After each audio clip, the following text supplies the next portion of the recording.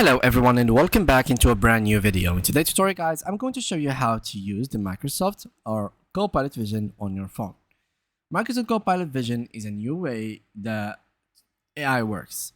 So it's a new way to have AI work with you as you are using your PC, Mac, navigating through browser, or even viewing the world from your phone. It's like a second set of eyes that can instantly scan, analyze, and offer insights based on what Copilot sees.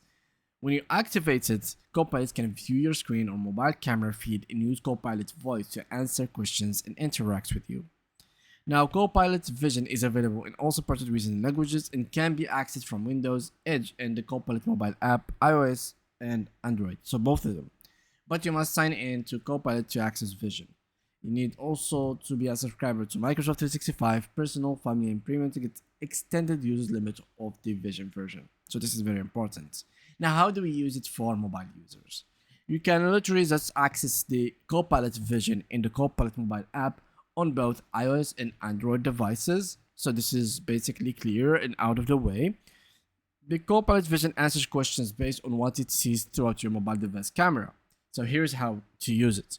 In the Copilot mobile app, tap the glasses icon to begin a Copilot Vision session.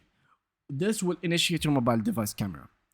So first, you need to give the Copilot app permission to access your device camera to use this feature. This is very important. Now, you simply have to talk to Copilot and ask questions about what you see through the camera on your screen, and Copilot Vision will remain on until you end the Vision session. The end of the Copilot session, tap on the X icon and it's gonna be done. And that's pretty much it for today's video, guys. If you did enjoy it, make sure to drop a like and subscribe and leave us a beautiful comments. That was it. Thank you guys for watching and see you guys in the next upcoming video.